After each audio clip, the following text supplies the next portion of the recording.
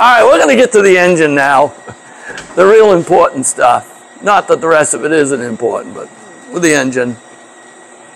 We're just going to go over it kind of like, we're not going to get into it too depth because it's just too involved. Just the basics on it.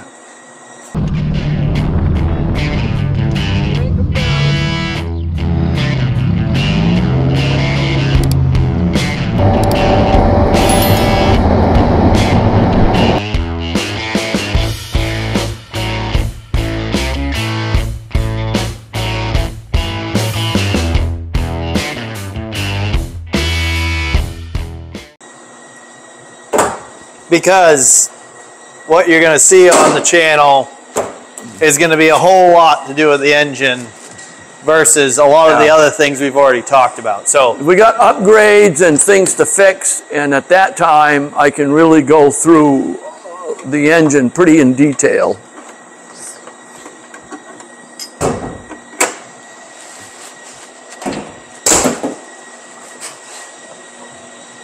And it's the original turbo block. It's broken down. When I had the Darton sleeves put in, the mid sleeves with steel sleeve, Washner forged pistons with Washner rings, Mulliner rods, so everything's forged. Of course, crankshaft. Original bearings as far as the bearings, same thing to do with the rod bearings. The head is off from 1988 944S, which means it's a 16 valve. And it's not as easy a swap as you would think. If you had a 944S and was going to put a turbo on it, it wouldn't be a big deal. But now you're taking a turbo block and putting an S head on it, which the valve setup is completely different. So I had to have custom pistons built for this, but what I had to do to get there was I had to CC what the head is, the valve chambers, and also factor in the thickness of the head gasket and CC the original turbo head. Long story short, it took a lot of math to come up with Washner copying the valve relief for an S piston and then dishing it to the correct CC volume to match the total volume of the turbo engine to get it back to 8.1 to 1 as far as the compression ratio. Because originally the 944S was 10, I think if I remember it was 10 to 1. I think it was actually, it was 11 to 1. Yeah, it was 11, in around 10 to 11. 11 to 1 static compression. Yep. So that took quite a bit. Now, and that was because you wanted to keep it the same compression ratio that the turbo engine was. I didn't, you know, it's like I heard somebody say, if you're already at, if you're going to do a, let's say, use this for an example. If the S was already at 10 to 11 to 1, you're going to add boost, but you have nowhere to go. You can't keep adding boost, in other words. Well, but if you're at 8 to 1 to 1, you can continuously add boost. And I'm not sure the thought processes behind that. So as far as high compression, lower the boost. So there are different strategies about that, obviously, and there's a lot of opinions about it too. But it comes down to cylinder pressure. How much cylinder pressure can you create before you have to go to, you know, different fuels, more injector, have to have cooler air charge and everything like that. But so at 8 to 1, it's a little easier to put more boost. More flexibility. Other than the fact it doesn't make much torque until it makes boost, because it doesn't make cylinder pressure without the boost. Right. Which is obviously where the 16 valve at 11 to 1 made good torque. So, but yeah, the piston size and shape was to have the valve reliefs and go back to the original turbo turbo engine's 8 to 1 compression ratio, 8-ish to 1. And some of the things it took to do this, to put that head on there, was got a custom manifold. Because the original 944S manifold, you cannot put that on there with the turbo. Even with the original little tiny K26.6, I believe it is, turbo that came on this guy, you still can't get the manifold on there. So custom manifold. The other thing is, too, that your 944S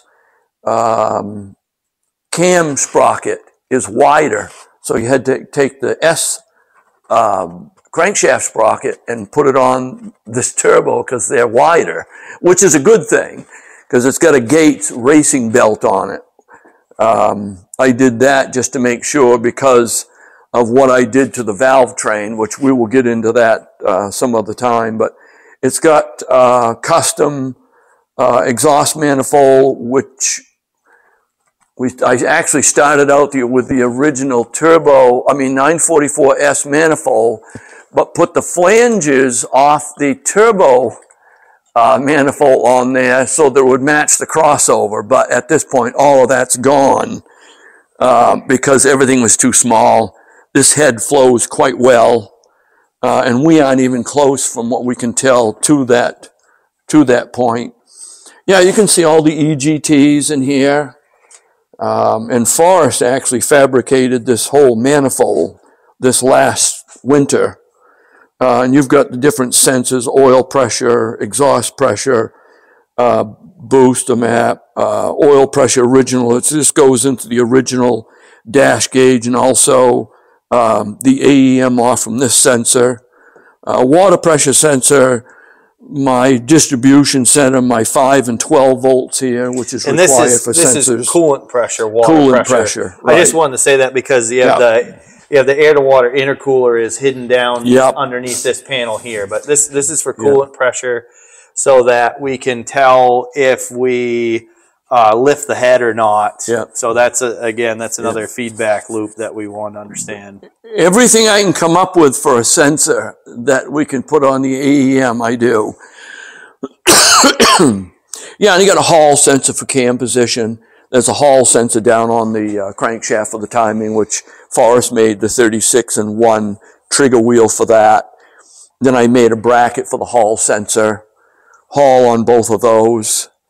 Then 2 years ago, I had regular GM individual coils and wires and so on and so forth. LS near plug. And multiple coils, wires, all that stuff. But anyway, took all that off, and we physically went out in the junkyard and found coils that looked like they fit. I took dimensions and stuff. These happened to be, I believe, a Honda K-Series.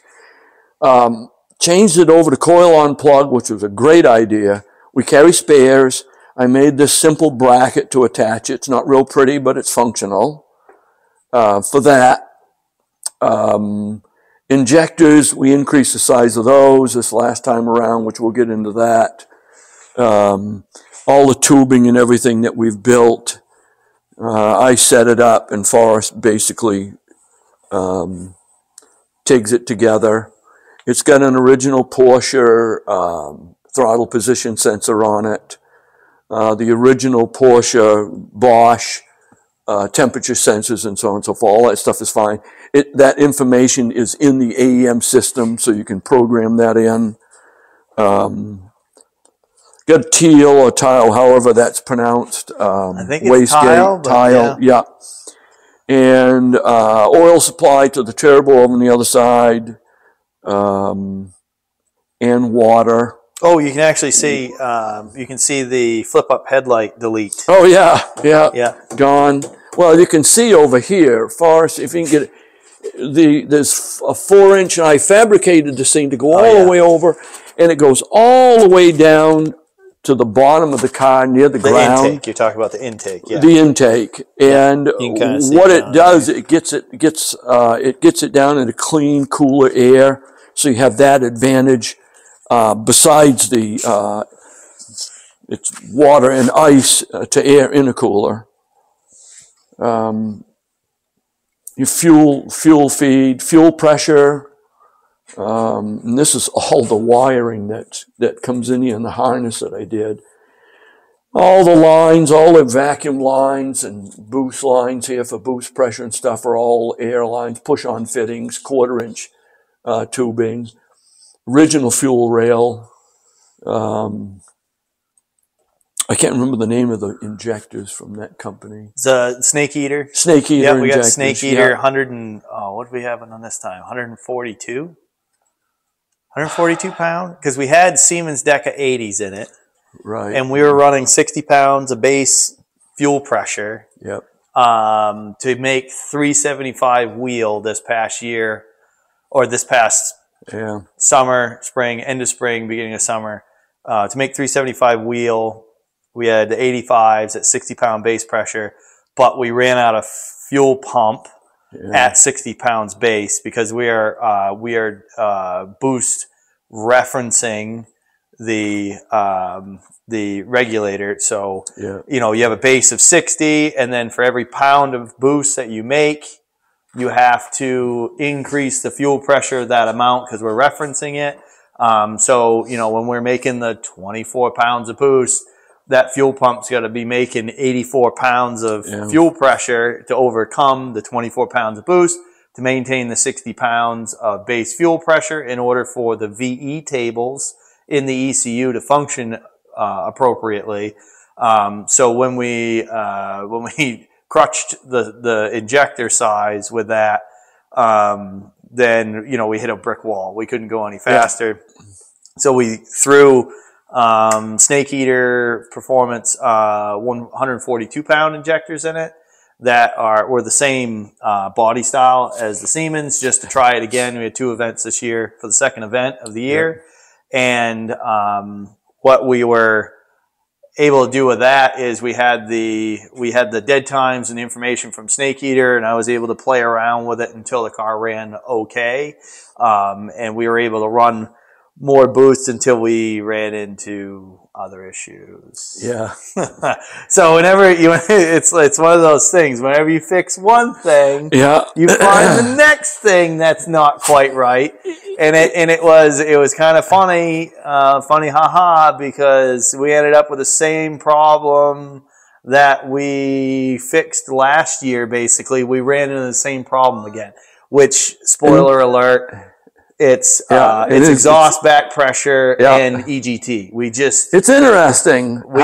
We went to a much larger turbo. We got we can't quite see the turbo. I was trying to get that in the shot. Well, maybe we'll get that in there. It's hidden down in there, but basically, I think we doubled the size. I think compared to that, I think we basically doubled the size. No, you're right. Go ahead. Yep. Go ahead. Yeah. So this past season we upgraded the turbo because we felt, and we talked about the exhaust system. That was one thing. The manifold system didn't seem ideal. We also had some folks that had worked with those for a while say that there was, you know, it's not ideal. For what we're doing. Yeah, it's the number 4, the stock one, the number 4 kind of did into, I think, number 3, not in order, 2, 3 going from front to rear. I think Forrest knows where it is. But anyway, it created not a very good flow, and let's put it that way. I thought it was right there, but that's all right. So it wasn't great. So we redid the manifold this year, so that's all 1.5 inch, Schedule 40. 304 stainless Weldels. Is pretty common for like not quite a sanitary fitting, but common builds for that. So that's all there, and 3-inch collector into a 3-inch collector up to the turbo, and then 3.5 inch all the way back. We had 3 inch back. Lindsay Racing. Back system. No, the back system was the company out of Pennsylvania. Something fab. The thing is that the turbo put in, it only required 2.5 in and 3 out. A conical reducer, and basically what you've done is used it in reverse. It was a 3-inch collector on the manifold, put 3-inch all the way across up into the turbo, even though it was only 2.5 required. So I oversized it looking ahead, which is a good thing. Thinking about the future again. Even though the whole reason why we did that was because we were putting the bigger turbo on, you know, always trying to stay ahead or within, you know, what seems to make sense. So the turbo it's a VS Racing 6762 billet wheel, ball bearing turbo with a 1.1 AR turbine. And we thought that was, I'm going to put it out there, it was really, I was the one that really drove that one, and I thought that was going to be way bigger than we needed for now. Injector that we had and everything, I thought we were just going to, you know, basically work our fuel system up to what that turbo was capable of. And now, exactly sure yet, but we know what the results were. The results were high exhaust pressure still 2-to-1 ratio. We're making 50 pounds of exhaust pressure when we're making 25 pounds of boost, and we're tickling at a mile and a half, 1650 on EGTs. Sometimes we'll hit a 7, it'll spike at 17, which, you know, we're melting aluminum at that point. Now we haven't. No, the time that it's making that much temperature in the exhaust port, it's not enough to actually torch the head. Now that could be the positioning of our sensors. They are right in the middle of the 1.5 inch away. So they're going to see all the heat right there. So out at the walls, it's going to be a little, and that's fluid dynamics, whatever. So anyways, we ended up with the same problem this year. So we tried to throw bigger injectors in it, push past. And now we feel like a little more fuel to kind of try to cool it down a bit. Yeah, and we're right back at, we think the turbo is too small. So really, we thought that throttle body and the intake was going to be the point that's but we haven't crested that yet. No, so this has been turbo. Yeah, it's the factory throttle body, which is 50, 60? I measured, I can't tell you. I think it's 60 millimeter, if I remember right. Factory throttle body, and we're looking at pressure, charge out pressure, so pressure right at the compressor, right where it comes out, sensor right down in here. And we're looking at, obviously, pressure, because that's what our ECU is using for the load to do the VE on that. But we're only losing at max a pound of pressure between the outlet of the compressor and into the manifold. So our system from turbo through cooler into pretty efficient isn't the problem. It's not. That's not our restrictor at this point. And in our air intake temperatures, we had issues with the air-to-air intercooler. We're seeing 130, 140 when we're making the run. Now we're seeing 60, 65 because we fill 7 gallons of ice.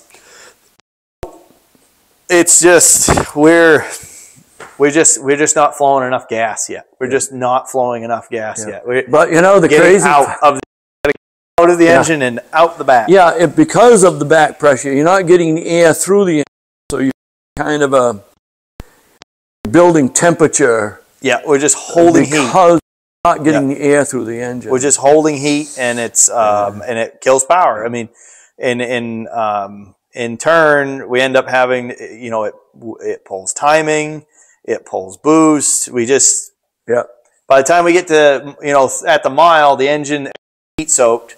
So trying to use that next half mile to gain the mile an hour that we're looking for, the engine losing power because soaked. Yeah, kind of give you an idea on the back pressure and the hydraulics of it.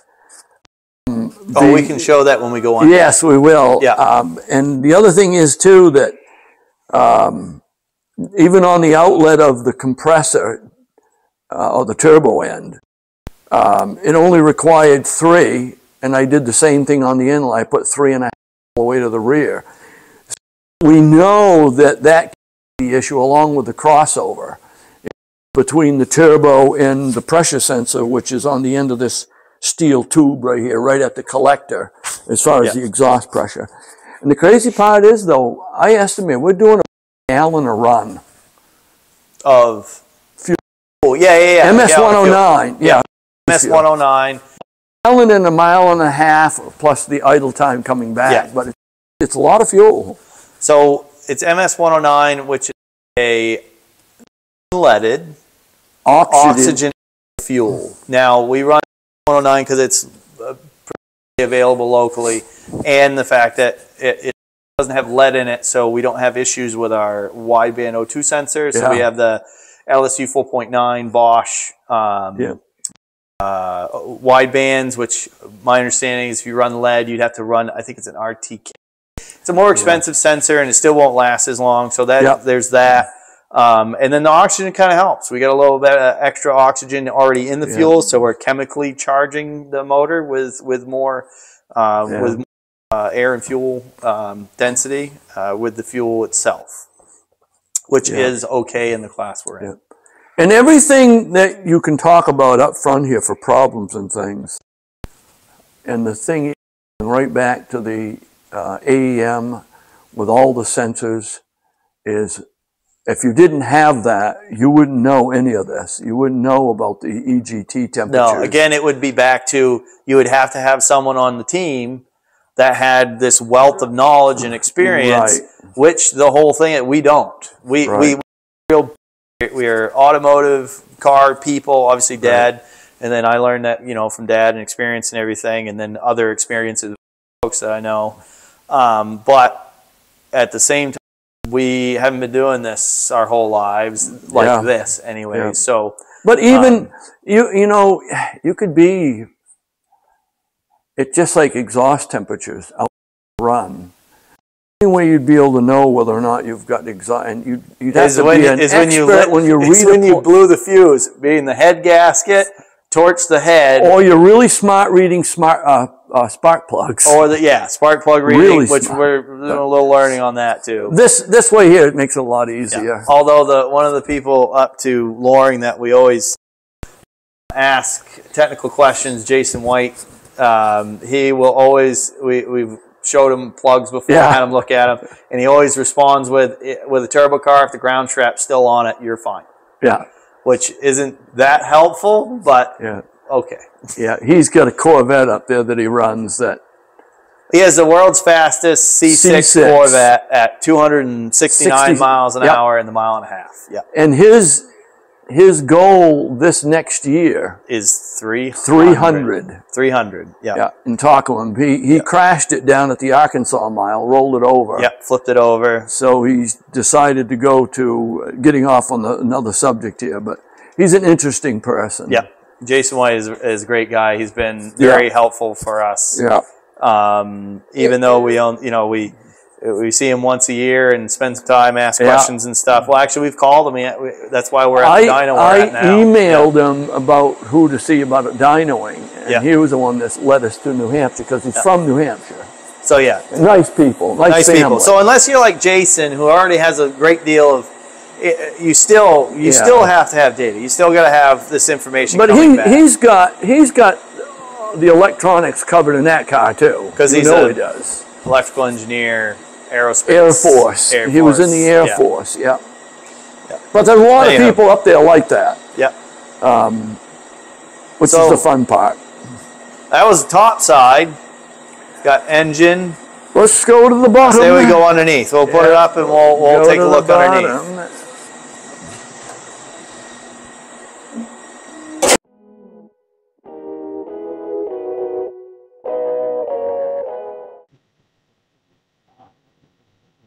Here we are. I'm thinking. Here we are. I don't know. I have taken off the. I don't know what it's called. We didn't know what Porsche called the black air stuff right here. But that's the air cooler right there. I've got it. Don't look at my wire tie. What do you mean? Look at that big wire tie right there. Well, it's bolted in, and the reason why I did that because I didn't want to make a whole bracket because we're going to end up changing that again.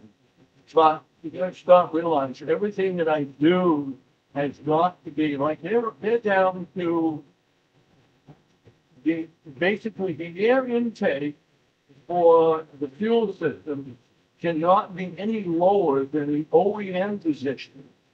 That's the regulation. That's the regulation. Even East Coast it's in the book. But the thing is, I don't know if they ever checked it. But this air cleaner is about where the original snorkel. If anybody's familiar with the 944s, there was a snorkel that went out through the inner fender, down inside the outer fender, and down into this area. So it was legal anyway.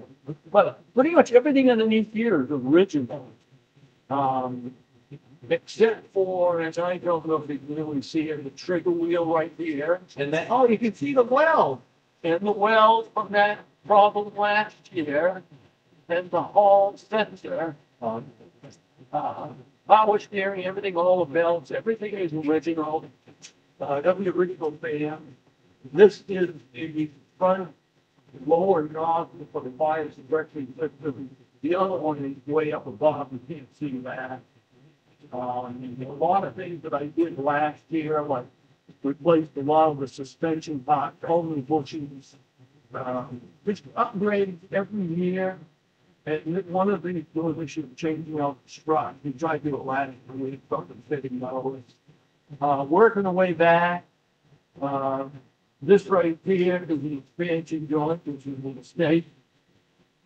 And the crazy part is that we have back bracket so high, and I put this bracket on here just to kind of keep it together, but literally the back bracket bent its tab, which I thought would be plenty strong. It actually bent the stainless steel tubing and forced us apart and pushed this pipe to the driver's side and bent it in order to do it. And when I got underneath the car a bit more, we had it rolled up on the ramps, and I could not believe what that did. But you take that total area inside this pipe and you add the exhaust pressure that we were experiencing, 50 that's pounds. a lot of hydraulic pressure. Yeah. That's a 3-inch line right there. Yeah. So that was amazing. That surprised me. And we knew that turbo. Well, it's pi r squared, and it's a 3-inch pipe, so yeah. So 1.5. I was going to figure that out and never did. Let's just say 4. It's about 200 pounds. It's more than 200 pounds. But my quick math, it's about 200 pounds pressure. It'd be like to bend that like that, and it's right on top of this well too. Yeah. That takes quite a bit. But yeah, everything fitted up in there pretty good. Originally, when I built the first exhaust, and this one too. The engine sitting on the bench. Oh, it's a long story. I'll have to get into that later. We could be. I'll show some pictures. Yeah, we'll be on all, But it's the original down through the middle and all that stuff. This is all 3.5 stainless steel. I did put an expansion joint here because of the movement in the engine and making the rear part of the exhaust stationary, of course. I mean, there's not much more. There is movement there, but trying to get rid of the stress points because the bigger the exhaust, more heat, more movement because of the size of the exhaust. And you got things like this guide here. It's kind of a makeshift thing to cover fuel lines and stuff because it's in the area of the flywheel. I actually have, which took me quite long to do, a 1/4-inch plate shield, bell housing and flywheel shield. That's right there. That took some doing to build that and be able to take it on and off. I probably could have got away without it. They wouldn't have said anything. They never checked, but still, it's safety. Yeah. Exhaust pressure pickup. It's got a street T in it because I didn't have an elbow. I just put a plug in there. It's redundancy. You can put another one in there. You can. Put a lot of stuff. That's where you inject the blinker fluid, right? In there. Well, the thing is that this is not a polished car underneath. It's not for show. And the interest that we get in it, like we went down to Owl's Head, which is a gathering of all foreign cars in October in the museum. But in long story short, there was a lot of interest in it. And it was not because everything was pretty. It was the idea of what it was and the speeds that we were getting. All original brakes, which are great. A lot of people say, oh, Porsche on the outside, but they're actually Brembo. 2 piston caliper inside, outside. The rotors are about 10 7/8, and everything is brand new when it comes to that. But yeah, the brakes on the inside say Brembo, so actually Brembo brakes. I hope I'm pronouncing that right. But yeah. This is the water lines for the intercooler, the air and water intercooler up front. That's just 3/4 inch radiator hose. I think I bought like 50 feet of it or something like that. Yeah, fuel lines, Teflon lines. I try to bracket things really well. Some of the other stuff that you can't see, but back here, this is the bottom side of the roll cage. That's 1/4 inch plate. It's overkill. And again, 7/16 bolts instead of 5/16 because I had them in the grade 8.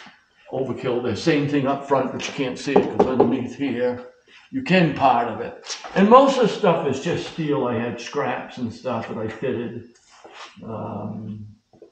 But yeah, both sides there, over here.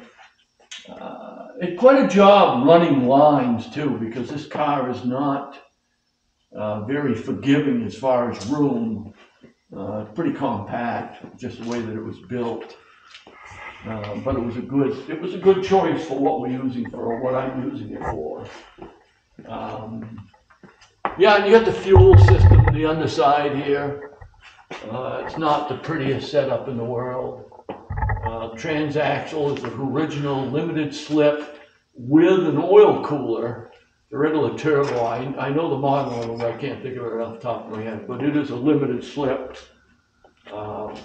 which you couldn't spin either one of these tires anyway under the conditions, even with that kind of horsepower.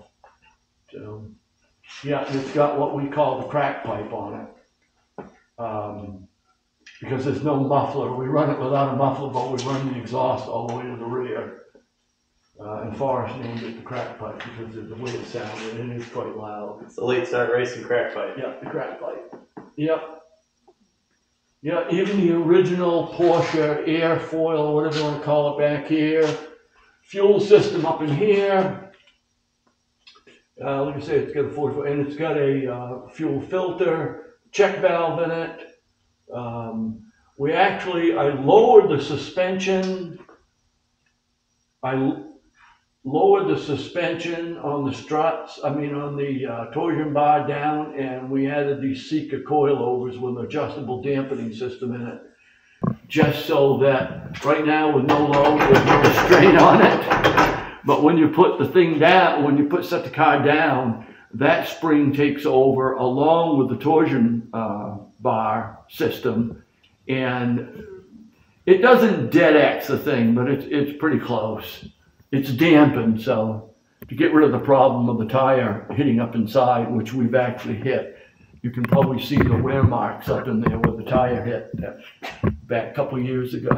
So, but yeah, that's about it for these things here. I made some custom tie-in, or for your straps when we put it up on the trailer because there was nothing to tie to.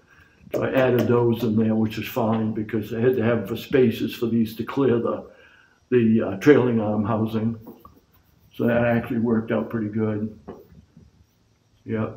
Oh yeah, it's got a short shift kit on it. I added this last year. Got rid of all the sloppiness because this car's got 160,000 on it. So when I put the short shift kit in, it changed all those parts that were kind of sloppy and way different than it was. A lot more easy to shift. At least you know what gear you're in. Yeah, it was pretty sloppy there. It was. It was awful. Awful. But yeah. I'm still looking at my tank bracket. It's not real pretty. You mean that one? Get out of there. Oh, there's the rest of the metal for the rear bar. There, yeah. Well reinforced. Oh yeah, I overdid it on that stuff. Way overdid it. And there, I was literally, when he said scraps, he meant scraps. Yeah, but it was to the right size. What do they call it? Anyway, just kind of like total square inches it required, length, perimeter distance, and so on and so forth. Yeah. But yeah, that's about it. Added extra exhaust hangers. When you start increasing exhaust to this size and trying to stay OEM, the thing is, I want to eventually put the exhaust out to the side, but I'm not quite sure how I'm going to go about it. We'll get into that in another video, I suppose. When I get started on the engine, which is probably going to be the next thing that I do, is start pulling things apart, intake manifold off, stuff like that. I'm going to try to fit the turbo from up above this time rather than bench fit it, which is how I've always done it. Set it up on my steel workbench and welded on a piece of scrap steel and basically made the path of the exhaust. Forrest has probably got pictures of it. He'll put some of those in there to see how I actually did it the first and second time. We're going to do something a little different this time. We're going to try to fit it, leaving the pipe that we have here in place, because it would be nice to be able to just use the pipe that's in place, set the turbo in there, and get some idea of what we can use and what we can't use without tearing it all apart and starting over again, because now we're getting into you're talking about an 1/8 inch clearance here, 1/8 inch clearance there, where before it was like an inch and a half on the original exhaust. And we can't change a lot because you have to maintain a functional car to be in the class. Then you get into some modified class that will allow you to do that. In order to be in this class, you either have to go to a quick change rear end or a engine, in other words, the blown gas coupe, an engine swap.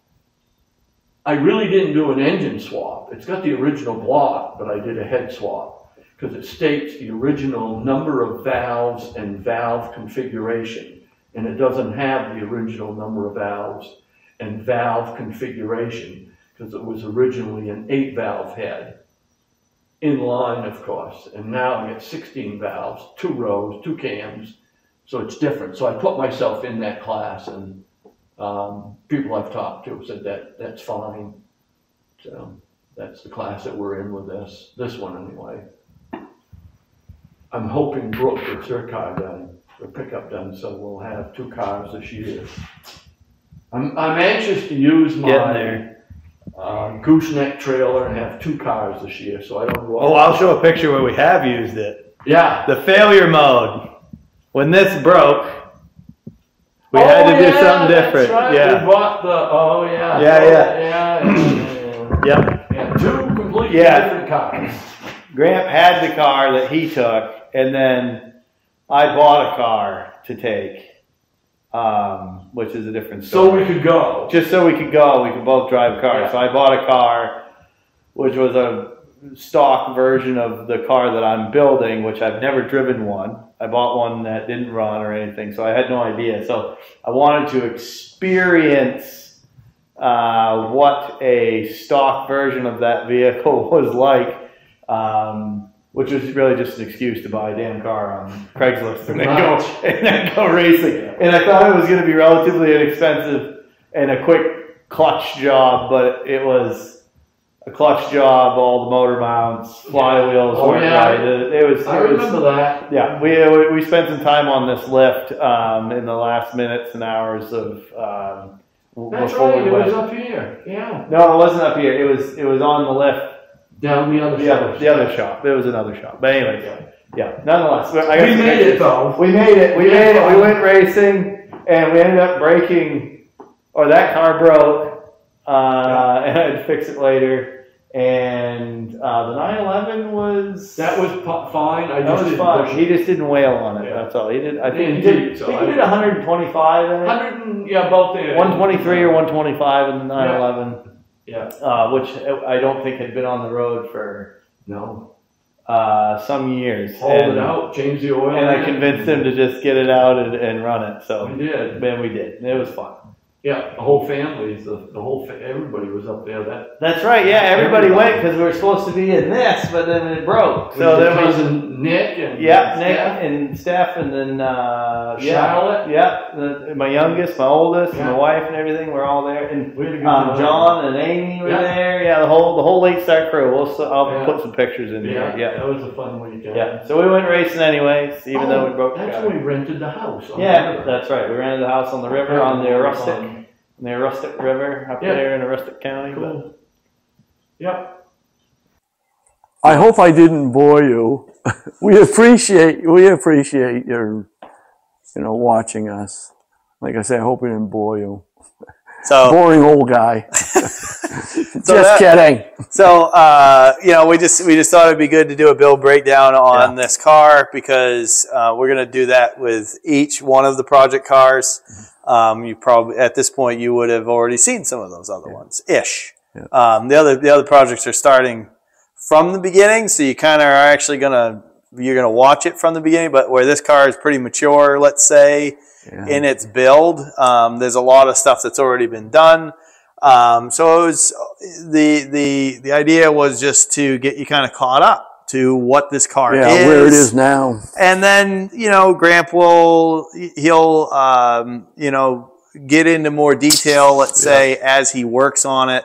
Even though that probably was quite a bit of detail, but there's obviously a lot more because Gramp does all the work on it. I help with it some, so we're doing everything except for dynoing and some of the machine work for the things that we really can't do ourselves, like putting in dart and mid-deck sleeves. That's not something we could have done that at where I work, but it just timing doesn't work out, plus experience. I've never done it before, so it's an expensive endeavor nonetheless. So some machine stuff, but other than that, we're doing it all, so we know everything about it. We're very intimate with all the stuff that goes on with the vehicles. So there's a great deal of detail there, and we're very calculated about what we do. Grant's alluded to some of that here. Yeah. And what's coming up is I'm going to start on the top side of the engine, start taking it apart. Like I said in previous part of it, is going to be fitting the turbo from the top rather than setting up template on the bench or whatever. We're going to do it that way this time, because we're going to be really pushing the space limitations with a bigger turbo. But I've got at this point, we think a bigger turbo is the answer. Yeah. Yeah, not so much the compressor end as it is the hot end. The other thing is I got a rear main sail leaking, and we got to also deal with crankcase ventilation. Yeah, we're blowing the dipstick. Yeah, blowing the dipstick, and I'm not sure when we talked about a catch can. Puke can, no, but catch can, puke tank, dry sump system, but not right now, I guess. I'd like to, but no. Next year. Yeah, next year. We spent a lot of time on rebuilding the whole exhaust system and fitting a turbo, and so we're going to try to go light last year. Well, we said we were going to go light last year, and we ended up doing that. But in earnest, the dry sump on this car, unless you just want to spend like 10 grand, doesn't take long. It's going to take some effort to figure it out. We're use NASCAR parts is what I'm thinking. Build our own pan, brackets, all that stuff, and we'll get there for a lot less. But we're not. It's got the original Porsche oil pump in it, but we're not starving for oil yet. Yeah, there's no blips yet. But if we gotta turn more RPM, we're gonna get there eventually. It might, right? So that's another thing that we're keeping an eye on with the AEM system. Yeah, it's not like you can see it in the oil pressure gauge, a blip if it decides to cavitate on you. So, but things to do. Yep. So thanks for coming by, watching, and the next one will be working on the top side, basically. Next part for this, and then how do you say bye to everyone? Don't even get on the see you around like a donut thing. There you go. Not talking to Charlotte. See you around like a donut. Not talking to 5-year-old. I think we're talking to grown-ups. Who knows? You've done that in every video so far. I know, and I find it's your signature move now. Yeah, it's kind of corny. It's signature. Hey, you're the one that does it. Yeah. But all right, we'll see you next time. See ya. Thank you. Thank you very much.